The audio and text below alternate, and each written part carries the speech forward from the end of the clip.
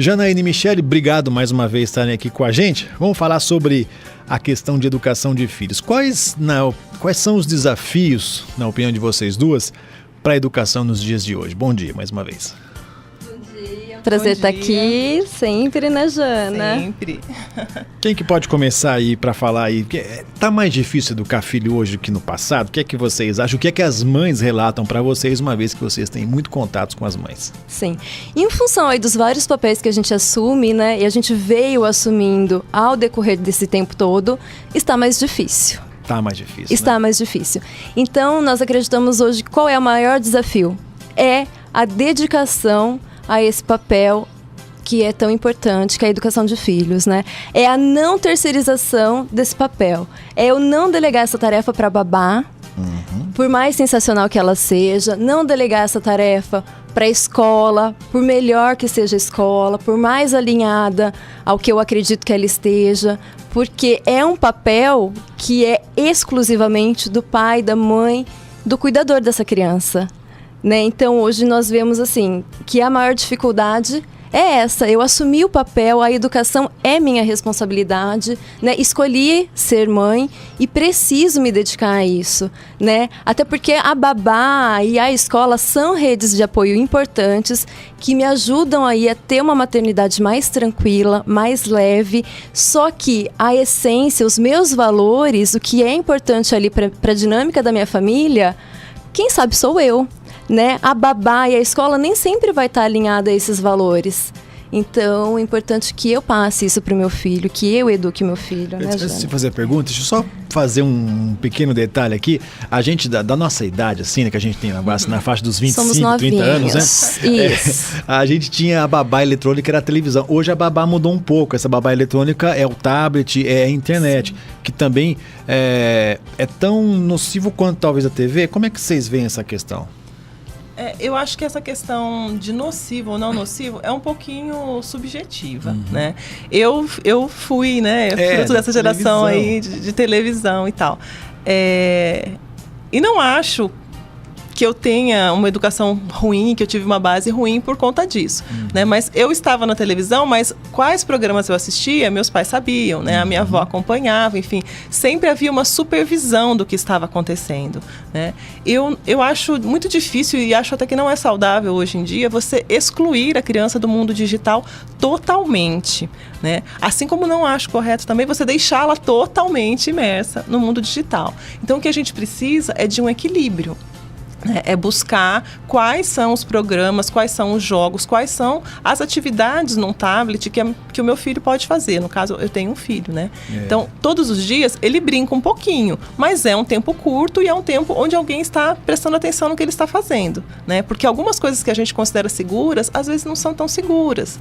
Né? Me chamou muito a atenção quando ele começou a usar o YouTube Kids e aparecem no YouTube Kids filminhos bem pesados com cenas de violência porque foram feitos com personagens infantis, né? E aí o algoritmo do aplicativo não identificou ainda, né? E até que alguém exclua é um risco em potencial. Então o que precisa, né, voltando ao que a Michele disse, é você estar presente, né? Quem tem um filho tem que ter agenda para o filho.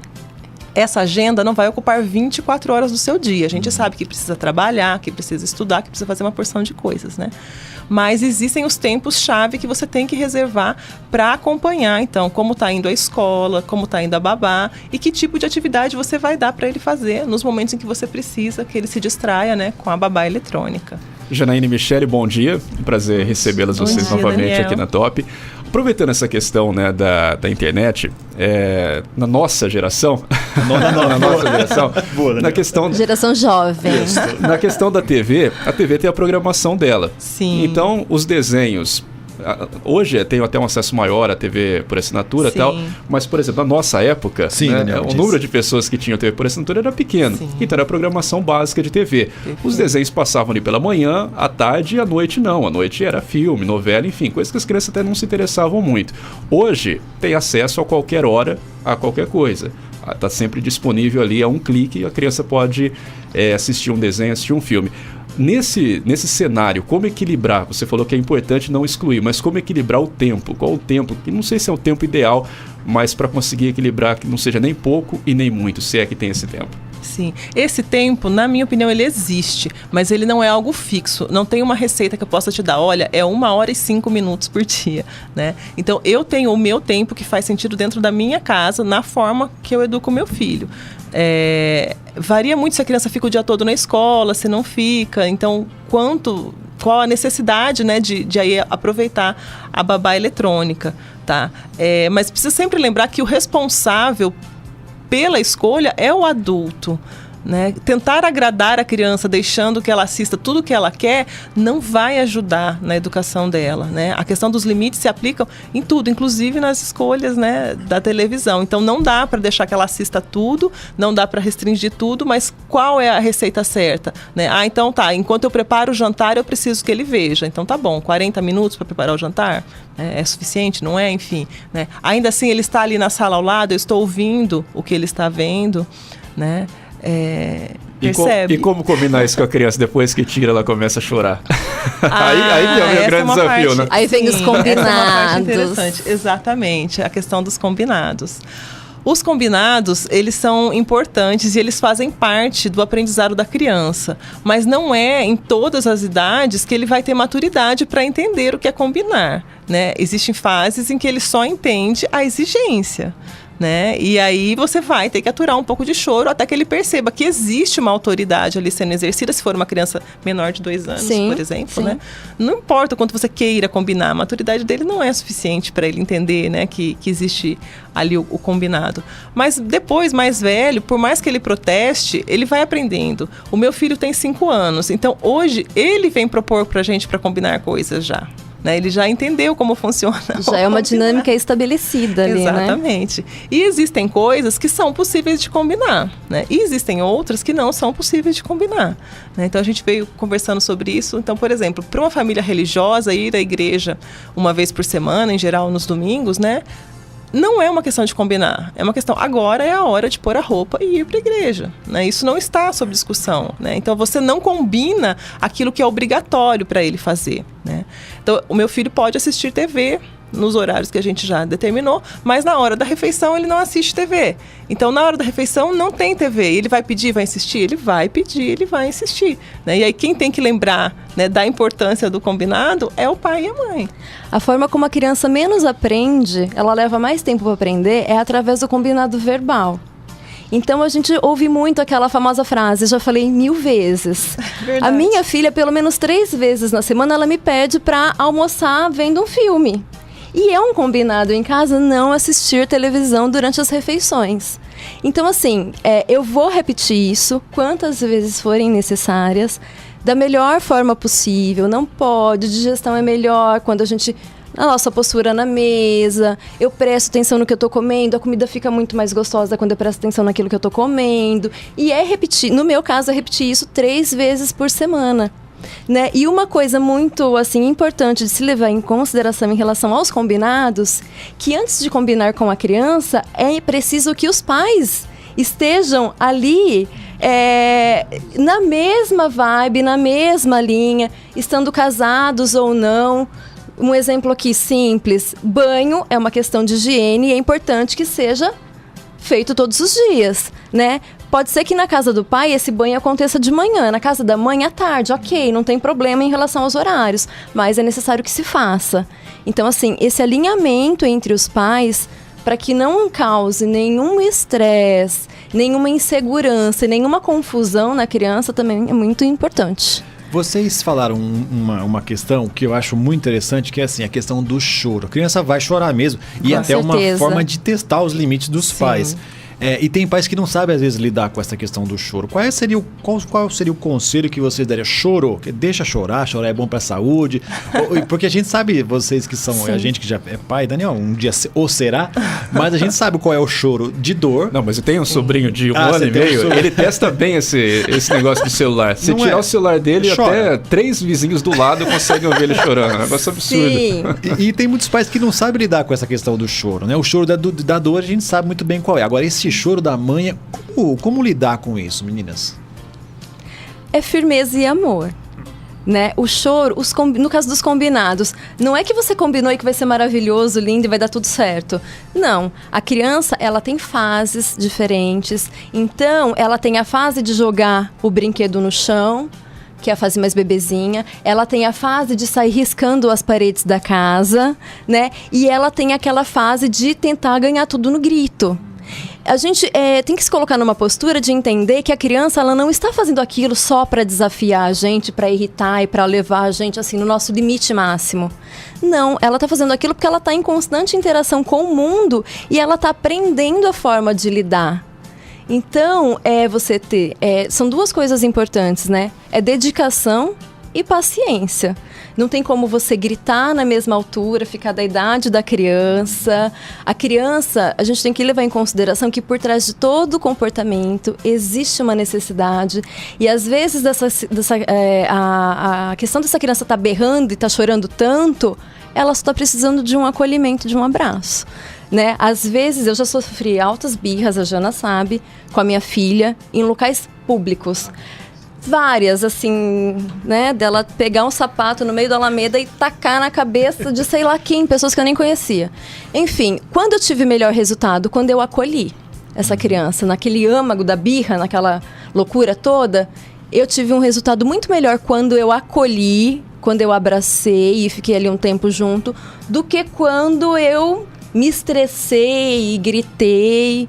Então é a mesma questão da paciência, né? E a questão assim de você se dedicar àquilo, porque educar é uma tarefa difícil, gente. Não é fácil, não. Eu vejo o choro de duas formas, né? Primeiro, que a gente não gosta de vê-los tristes. A gente fica chateado de pensar que eles estão chateados, né? E segundo, que em outros casos, quando a birra tá muito, né, estridente, a gente fica ofendido. Porque a gente se ofende como se ele estivesse fazendo aquilo pra machucar a gente, sério. Realmente, pra provocar, né? E, na verdade, o que a gente percebe é que não é nenhuma coisa nem outra, né? É o que a Michele falou. A criança está aprendendo a lidar com os sentimentos dela. E o nível de maturidade que ela tem ainda não é suficiente para ela entender, né? Então, quando o meu filho tem uma crise de choro ou de birra, o que eu faço? Eu me abaixo, fico na altura dele, olho nos olhos dele e converso calmamente com ele. Lucas, você tá chateado, você tá bravo, você tá magoado. Eu nomeio o sentimento dele, né? E eu tô aqui do seu lado. Na hora que passar e que você estiver melhor, a mamãe tá aqui, né? Se ele abraçar, eu abraço. Se ele quiser ficar sentadinho, eu fico sentada do lado dele. Mas respeita o momento dele, permite que ele tenha contato com esse sentimento. Porque as frustrações ao longo da vida vão surgir, né? E aí ele já vai saber identificar. Então, nesse momento eu estou chateado, nesse momento eu estou com raiva, nesse momento eu estou assim. E a partir do momento que ele vive aquilo passa também. Vem o alívio depois, né? Então, o que os pais têm que ter é sangue frio nessa hora, né? Porque não é para ofendê-los pessoalmente que as crianças estão fazendo, né? E não precisa ter dó, ter pena, porque aquilo é um aprendizado que ele está vivendo, na verdade é um momento rico, né? Para as duas partes. E reprimir essa situação, esse momento, é reprimir dentro dele sentimentos e sensações de experiências que ele vai ter ao longo da vida. E aí ele não vai ter como expressar, porque ele foi reprimido lá na infância. Muito bem, e no trabalho que vocês fazem, tem um assunto que é linguagens do amor para as crianças. Sim, é fantástico. O que é, como é que funciona essas linguagens? Essas linguagens, elas vêm da teoria de um psicólogo norte-americano chamado Gary Chapman, que a gente é super fã dele. Super amamos. E nós aprendemos através aí dos ensinamentos dele, nós aplicamos, né, com as nossas coaches, com as nossas clientes e em nossas famílias principalmente. Sim. Essa questão das linguagens. Muitas vezes a gente fala, nossa, parece que ele não fala a minha língua, né? E eventualmente ele não fala mesmo, né? Porque o autor ele descobriu que há 5 maneiras da gente manifestar e receber o amor. E se você não fizer da forma que a pessoa entende, por mais que você se dedique, por mais que você se esforce, faça grandes coisas que para você são importantes, para a pessoa não é relevante e ela não se sente amada. E isso vale para as crianças também, né? Então, o meu filho, por exemplo, ele é de toque físico. Então, eu posso elogiá-lo o quanto for, né? Ele vai ficar feliz? Ele vai gostar. Mas se eu ao elogiá-lo, abraçá-lo, erguê-lo, se eu brincar com ele, fizer cócegas, aí ele vai ficar extremamente feliz, né? Então, eu já curei fases dele da escolinha de estar agressivo, de brigar com amiguinhos, só cuidando de prestar atenção, de que ele estava precisando de mais abraço, de mais carinho, de mais contato físico, né? E a fase da birra passou. Então, quando você sabe a linguagem que o seu filho fala e qual é a forma de acessar, né, para que ele tenha, aí a gente chama do tanque de amor, né, tanque de afeto cheio, o comportamento dele muda, o comportamento dele se torna suave, se torna natural, né, sem a agressividade de quem está se sentindo insatisfeito com algo. No caso, né, está se sentindo com pouca atenção. Enfim. Quanto mais plena for a forma de viver o amor nessa minha primeira infância, né? Quanto mais genuíno for o amor em família, comprovadamente aí que maior são as minhas chances de sucesso nas minhas relações profissionais, sociais, na minha relação amorosa enquanto adulto.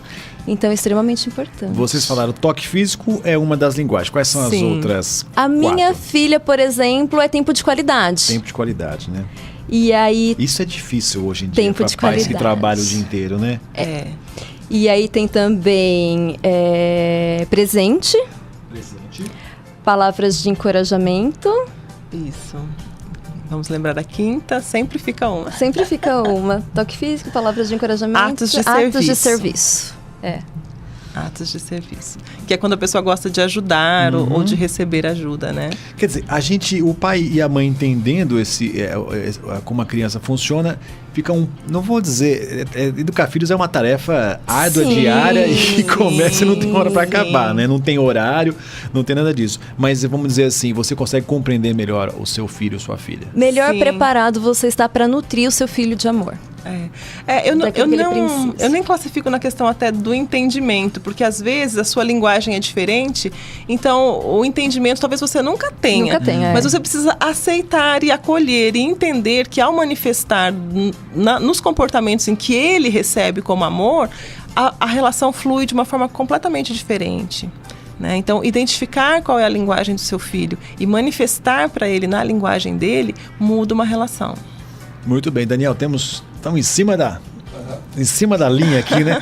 E me parece que vocês têm aí um evento, alguma coisa nesse sentido que vai trabalhar esse assunto por esses dias. Como é que é isso exatamente. Aí, Michele e Janaína? Tem um workshop previsto agora para dia 27 de outubro, um sábado, às 14h30, que vai ser bem bacana, que vai abordar aí esse tema, 5 linguagens do amor para criança.